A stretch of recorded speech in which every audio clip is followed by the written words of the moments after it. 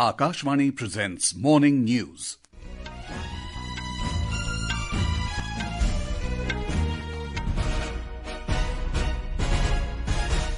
Good morning, I am Sanjay Mattu. The headlines. Donald Trump takes over as President of the United States for second term, says America's golden age has just begun. World leaders, including Prime Minister Narendra Modi, congratulate Mr. Trump on his return to White House. Republic Day parade this year to showcase India's cultural diversity and military prowess. Special focus on 75 years of enactment of Constitution and Jan Bhagidari. 699 candidates left in the fray after last date of withdrawal of candidature for Delhi Assembly elections. And in Tata Steel Chess tournament in the Netherlands, our Praggnanandhaa beat India's number 1 Arjun Erigaisi to climb top spot. Gukesh settles for draw. Donald Trump has been sworn in as the 47th President of the United States, taking the oath of office for a second term. Chief Justice John Roberts administered the oath at the Capitol Rotunda in Washington, D.C. last night. Cannons were fired in salute as Hail to the Chief played. J.D. Vance took oath as Vice President, administered by Justice Brett Kavanaugh. At 40, Vance became the 50th Vice President and the third youngest in U.S. history. In his inaugural address, President Trump declared a national energy emergency to help lower prices, a key campaign promise. He asserted that the inflation crisis was caused by massive overspending and escalating energy prices.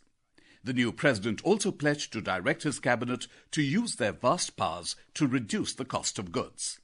He vowed to put America first as he marked the beginning of a new chapter for the country, declaring that the golden age of America begins right now under his leadership. We will stand bravely, we will live proudly, we will dream boldly, and nothing will stand in our way because we are Americans. The future is ours, and our golden age has just begun. World leaders, including Prime Minister Narendra Modi, have congratulated U.S. President Donald Trump on his return to the White House for a second term. In a social media post, Mr. Modi said he is looking forward to working closely together once again to benefit both countries and to shape a better future for the world. A report.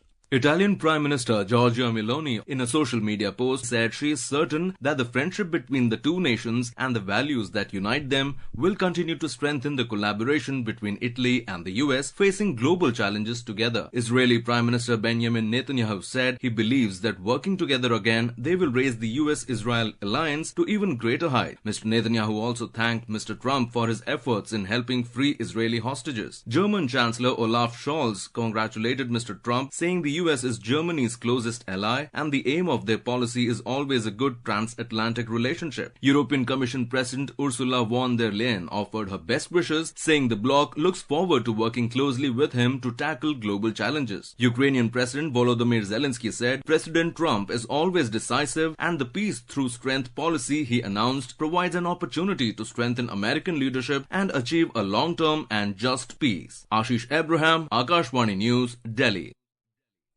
U.S. President Donald Trump has signed several executive orders on day one of his second term in office. He signed a record number of executive orders last night.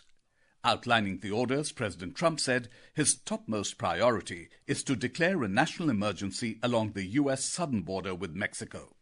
He said all illegal entry will immediately be halted and will begin the process of returning millions and millions of criminal aliens back to the places from which they came. The U.S. President said he'll order the deployment of troops along the border immediately. Mr. Trump also said his day one orders include those curbing immigration, boosting fossil fuel production, and rolling back environmental regulations, namely the 2021 Paris Climate Accord. The first executive order he signed was for ending work from home for federal employees. Speaking about fossil fuel production, he said his first day actions will ensure declaration of a national energy emergency, thereby lifting all restrictions on mining and allowing for crude oil production. Mr. Trump said America will be a manufacturing nation once again and will use oil and gas. Another significant order that he signed was to restore freedom of speech and ending federal censorship. After years and years of illegal and unconstitutional federal efforts to restrict free expression, I will also sign an executive order to immediately stop all government censorship and bring back free speech to America. Never again will the immense power of the state be weaponized to persecute political opponents. Under my leadership, we will restore fair, equal, and impartial justice under the constitutional rule of law. This is Akashvani giving you the news. For quick news updates round the clock, follow us on our X handle @AIR News Alerts. And for details of these stories and more, log on to our website, newsonair.gov.in, and download the News on AIR app. Republic Day Parade 2025 is set to showcase India's cultural diversity and military prowess, with a special focus on 75 years of enactment of the Constitution and Jan Bhagidari. This year, Indonesia's President Prabowo Subianto will be the chief guest at the parade. Addressing the media in New Delhi, Defence Secretary Rajesh Kumar Singh announced that a 160-member marching contingent and a 190-member band contingent from Indonesia will participate in the parade at Kartavya Path alongside contingents from the Indian Armed Forces. He added that 31 tableaus from various states, union territories and central government ministries and departments will also take part, showcasing the theme Swarnim Bharat Virasat aur Vikas. A total of 699 candidates have been left in the fray for 70 seats after withdrawal of candidature for the Delhi Assembly elections. Yesterday was the last date to withdraw nominations. The highest number of 23 candidates are in the New Delhi Assembly constituency, while the lowest number of 5 candidates are in the Patel Nagar and Kasturba Nagar seats. The 70-member Delhi Assembly will go to the polls on the 5th of next month. Akashvani News brings you a special series in view of the Delhi Assembly elections. Today, we listen to a report on the Jangpura constituency. Jangpura seat of Delhi Assembly is one of the prominent constituency in the upcoming Delhi Assembly poll. This constituency, which has about 1.5 lakh electors, has a good number of Punjabi voters. Aam Aadmi Party won the seat. This time, AAP has given ticket to former Deputy Chief Minister of Delhi Manish Sisodia from the seat. BJP has been attacking Sisodia, who was arrested and jailed in the alleged liquor scam. BJP has fielded 3-time Jangpura MLA Tarvinder Singh Marwa, while Congress has given ticket to former Mayor of Delhi Municipal Corporation Farhad Suri. A total of 9 candidates are in fray in this seat. With Anupam Mishra, Saklayan Akhtar for Akashvani News, Delhi. Senior officials from the External Affairs Ministry and the Government of Uttar Pradesh held an interactive session with foreign journalists to discuss various aspects of the ongoing Mahakumbh 2025. The officials provided insights into the spiritual, cultural and economic significance of the event. The program took place yesterday in New Delhi. During the interaction, representatives from the Uttar Pradesh government emphasized that the Mahakumbh 2025 is set to surpass other major global events in terms of attendance.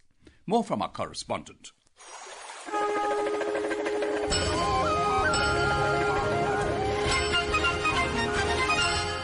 According to the government's estimate, more than 45 crore devotees are expected to attend the Mahakumbh 2025, including around 15 lakh foreign tourists. In comparison, 25 crore people attended the Kumbh Mela held in 2019. The event is being promoted as a platform for unity and equality, bringing together people from diverse cultures and traditions. Mahakumbh 2025 is set to deliver a significant economic boost, contributing up to 2 lakh crore rupees to India's economy. The GDP of Uttar Pradesh is also expected to grow by over 1%. Anand Kumar for Akashvani News, Prayagraj.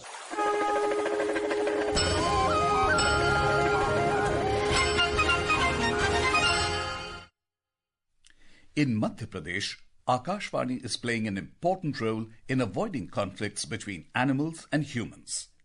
Akashvani Shahdol is playing a new role by alerting people about the movement of wildlife animals, including elephants, tigers and leopards.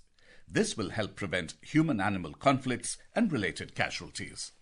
Akashvani Shahdol has started alerting and educating the villagers Shahdol, Umaria and Anuppur district not just about the movement of elephants, tigers and leopards but also on the do's and don'ts on encountering them. The program head of Akashvani Shahdol, Avinash Divakar, informed that such alerts and audio clips are being interspread with the popular programs, particularly music and farmer-oriented programs. One प्राणियों से टकराव की स्थिति में क्या करें और क्या नहीं, और साथ ही शाम और रात के समय में ऐसे क्षेत्रों में रखी जाने वाली सावधानियों के विषय में भी जनहित के रूप में प्रसारित की जा रही है. From the launch of Kumbhwani channel during the Mahakumbh at Prayagraj to these innovations in Madhya Pradesh have re-emphasized the role of Akashvani for the betterment of common people. With Arvind Pandey from Shahdol, Sanjeev Sharma, Akashvani News, Bhopal.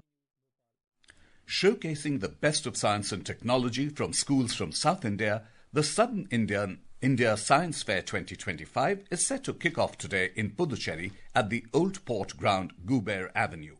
More from our correspondent. The Southern Indian Science Fair aims to inspire scientific thinking, innovation and holistic development among students, complementing their academic pursuits. This year, the event will feature 210 exhibits across individual, group and teachers categories. Puducherry alone will contribute 15 individual exhibits, 10 group exhibits and 10 teacher exhibits representing the best innovations from state-level science exhibitions. The exhibition will be open to school students daily from 10 am to 4 pm and to the general public from 4 pm to 5 pm. Bipin Nasnath, Akashvani News, Puducherry.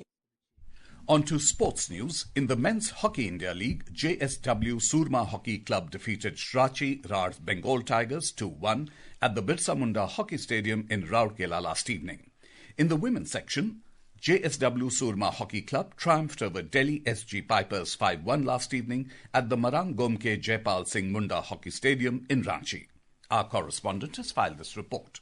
In Ranchi yesterday, the JSW Surma Hockey Club made a statement of intent by dismantling the Delhi SG Pipers 5-1 in a women's league match. In the men's section, JSW Surma also won after a tough battle against Bengal in Rourkela. Prabjot Singh put them ahead in the 21st minute after controlling a fine aerial pass from iconic captain Harmanpreet. Bengal launched a flurry of attacks, but keeper Vincent Vanash was in prime form and kept them at bay. They did pull one back through drag flicker Jugraj, but failed to find the equalizer in time. Today in Ranchi, Surma will try to continue their winning momentum in the women's segment against the Odisha Warriors, while in Rourkela, in the men's league, the UP Rudras will face team Go Nasika. This is Shaurya Chaudhary reporting for Akashvani.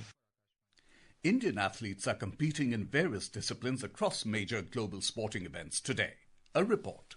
At the Tata Steel Chess tournament in Vaikansee, Netherlands, Grandmaster Ramesh Babu Praggnanandhaa delivered a stellar performance, defeating India's number 1, Arjun Erigaisi, with the white pieces in round 3. The victory catapulted him to the top of the points table, tied with Uzbekistan's Norirbek Abdusrov at 2.5 points each. Meanwhile, Indian star Gukesh Domaraju drew with world number 2 Fabiano Caruana, keeping his unbeaten streak alive after becoming the youngest world champion last month. In today's round 4 fixtures, Gukesh faces Alexei Sarna of Russia, Praggnanandhaa takes on Mendoka, and Arjun battles Vladimir Fedosiev. Switching to Melbourne, the Australian Open tennis quarter-final action heats up. In the mixed doubles, Rohan Bopanna and Shuai Zhang face the Australian duo of John Pearce and Olivia Gadecki at Showcourt Arena. And now for a look at today's newspapers, it's over to Anita Anand. Thank you, Sanjay. Donald Trump taking oath as the 47th President of the United States of America dominates front page headlines. The Times of India writes, Great Wall of America, Trump vows to repel illegal entrants, slap steep tariffs. The punishment handed down to Sanjay Roy, convicted in the RG Kar hospital rape and murder case, is widely noticed on the front pages. Not rarest of rare case, courts hands out Roy jailed till death, reports the Tribune. And finally, a very unique headline in the Indian Express as the paper writes, in Hyderabad, an exclusive police station for lakes, land, lung spaces. And with that, it's back to you, Sanjay. Thank you, Anita. And now, before we end the bulletin, the headlines once again. Donald Trump takes over as President of the United States for second term, says America's golden age has just begun. World leaders, including Prime Minister Narendra Modi, congratulate Mr. Trump on his return to White House. Republic Day parade this year to showcase India's cultural diversity and military prowess. Special focus on 75 years of enactment of Constitution and Jan Bhagidari. 699 candidates left in the fray after withdrawal of candidature for Delhi Assembly elections. And in Tata Steel Chess tournament in the Netherlands, our Praggnanandhaa beat India's number 1 Arjun Erigaisi to climb top spot. D. Gukesh settles for draw. And with that, we end the morning news. Have a nice day.